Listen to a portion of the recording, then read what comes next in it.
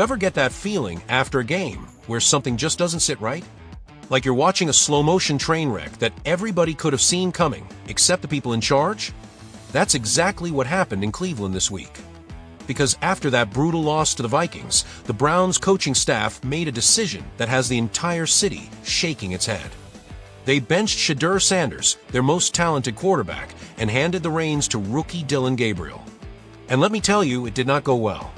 The Browns had the game in their hands. One more drive, one more throw, a chance to finally silence the critics. But when it mattered most, when the moment demanded greatness, Dillon Gabriel came up short. Final score, Vikings 21, Browns 17. Another heartbreak, another almost, and a storm brewing in Cleveland that's about to get ugly.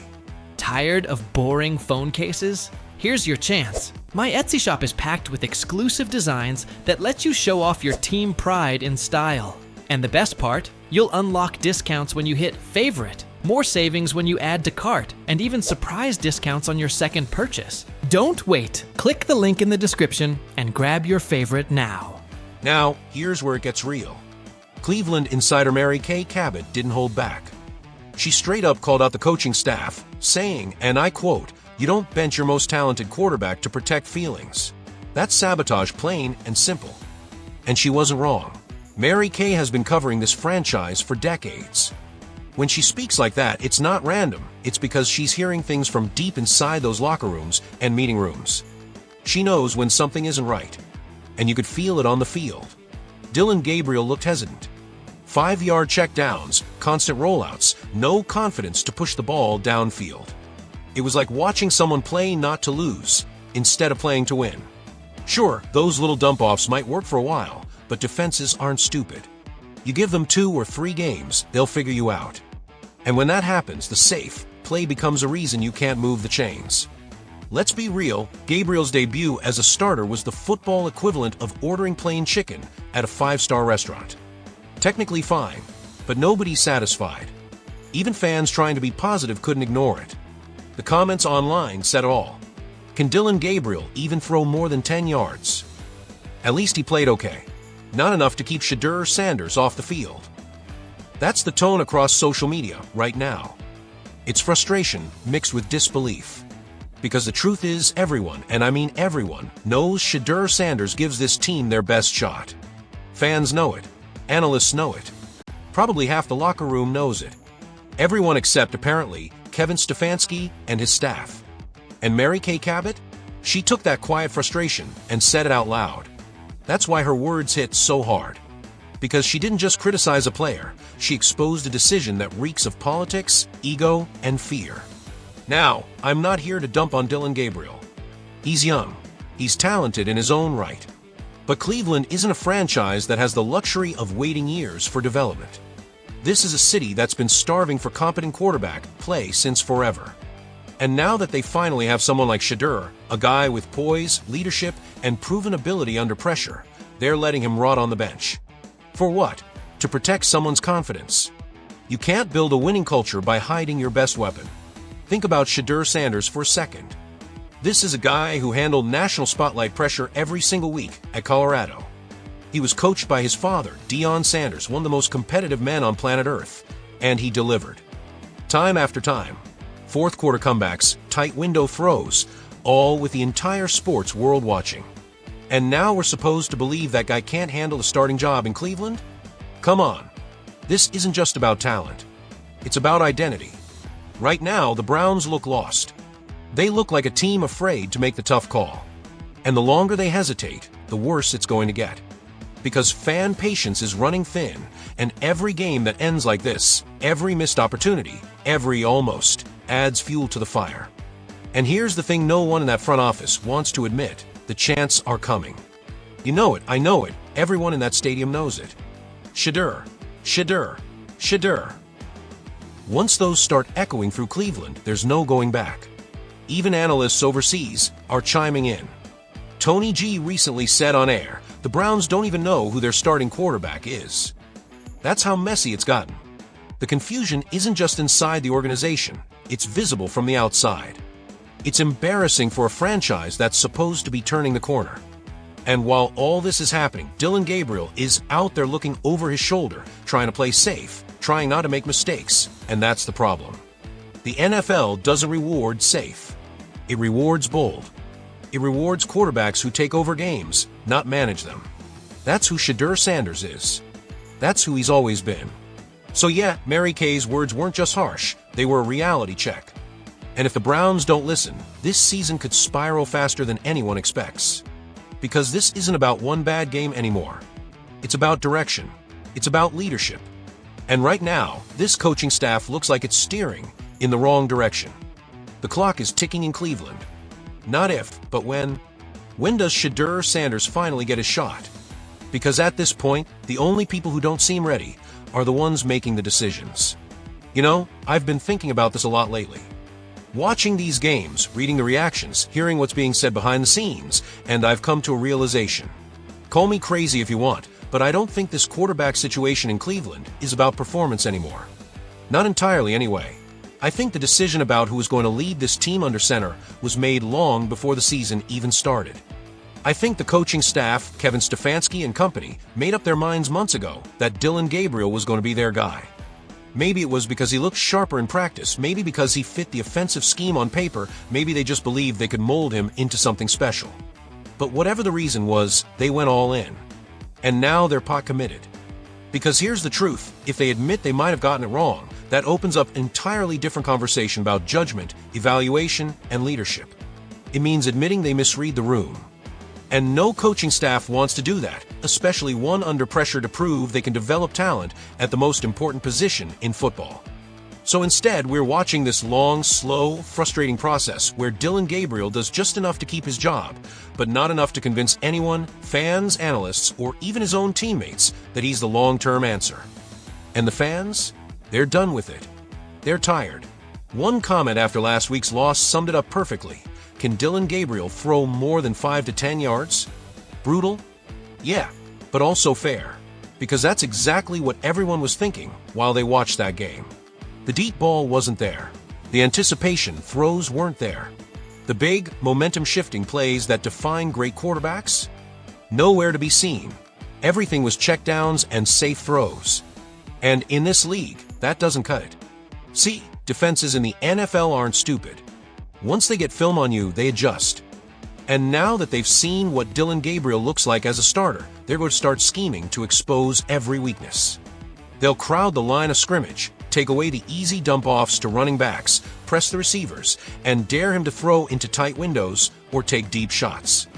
And the second he starts rolling out every other play to try to find an angle to see downfield, they'll assign a spy to contain him in the pocket, the very place where he's most uncomfortable.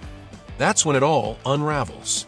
That's when we'll see Kevin Stefanski walking up to that podium after another ugly 27-10 loss, talking about execution and staying the course, while everyone in that room and every fan watching is silently asking the same question. When does Shedeur get a shot? But here's the twist that nobody's really talking about yet. What if Dillon Gabriel knows exactly what's happening? What if he feels that pressure closing in? What if every snap he takes, he's thinking about Shedeur Sanders standing on that sideline, young, confident, and hungry, just waiting for his chance? Because that kind of pressure does things to a quarterback. It makes you hesitant. It makes you play scared. You stop trying to win, and you start trying not to lose. And when that happens, you get exactly what we saw against Baltimore: conservative play, safe throws, no risks, and ultimately no spark. That's not leadership. That's survival mode.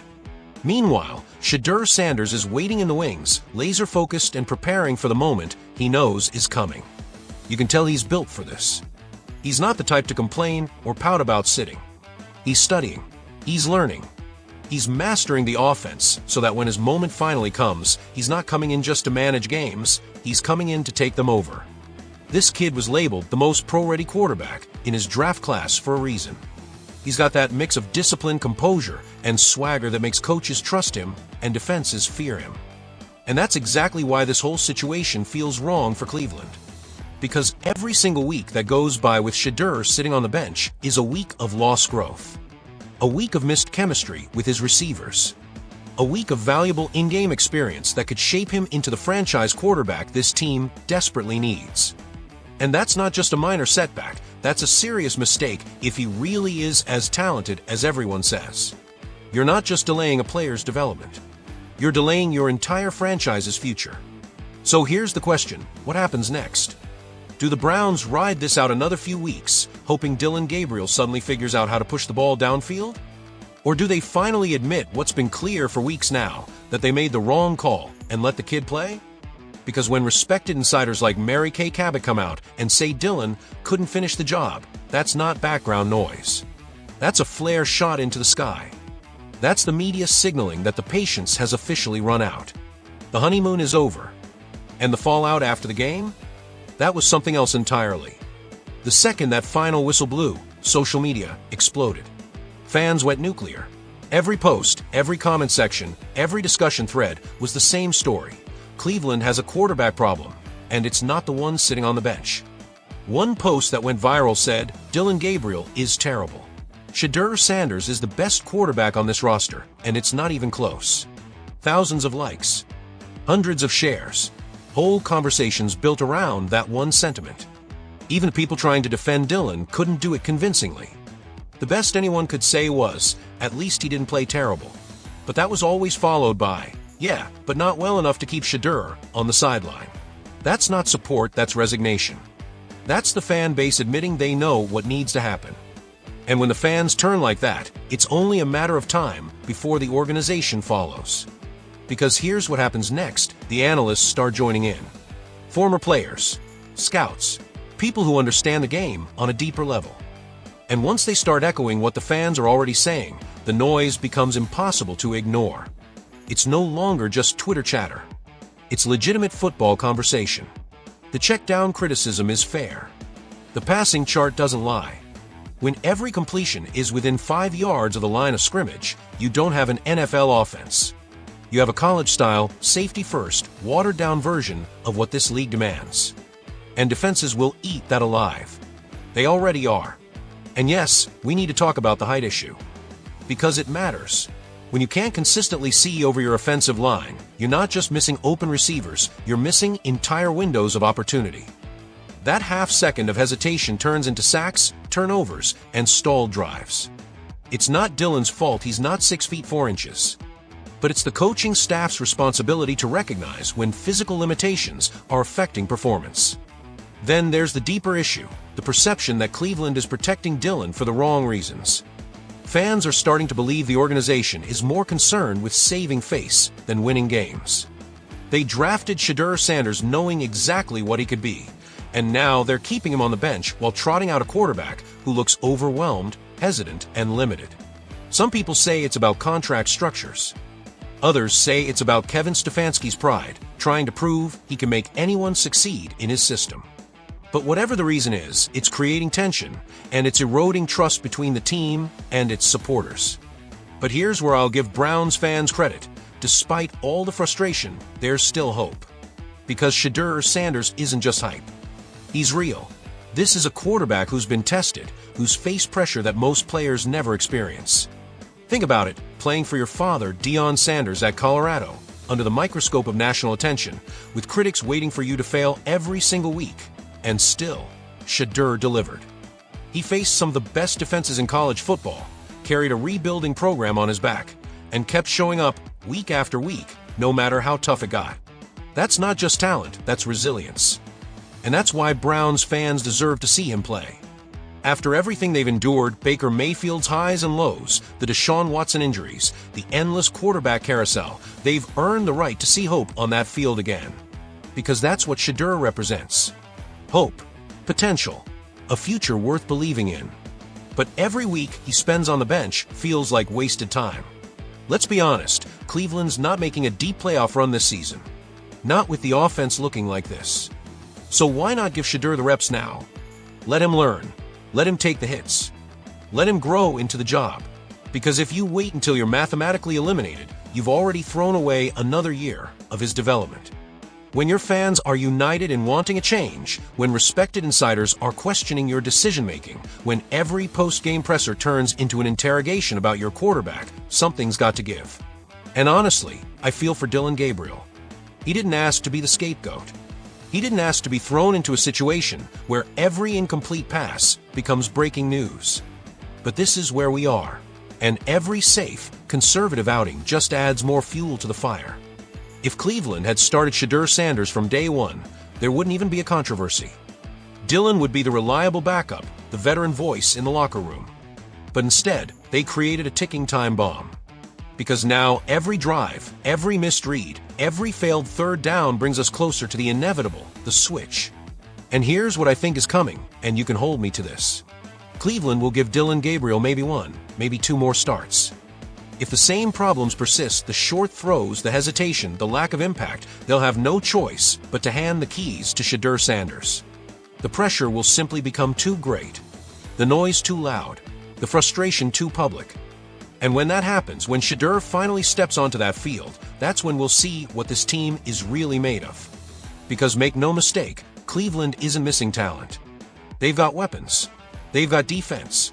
What they're missing is a quarterback who can elevate the entire roster. And Shedeur Sanders is that quarterback. Fans know it. The media knows it. And deep down, I think even Kevin Stefanski knows it. They're just waiting for the right time. But here's the thing about the right time. Sometimes it never comes. Sometimes you've got to make it happen yourself. You've got to rip off the Band-Aid, take the risk, and trust the player you drafted to be your future. The clock's ticking. The fan base is restless. Mary Kay Cabot's already lit the first fuse. So the question now is, how much longer can the Browns justify keeping Shedeur Sanders on the bench? And when that moment finally comes, when Shedeur gets his shot, will he prove everyone right and become the franchise quarterback Cleveland's been searching for all these years? This story's far from over. And trust me, every twist from here on out is going to be worth watching. So drop a comment and let me know what you think. Are the Browns making a mistake by sticking with Dillon Gabriel? Or is it just a matter of time before Shedeur Sanders takes over? Because once he does, everything about this team and this city could change overnight.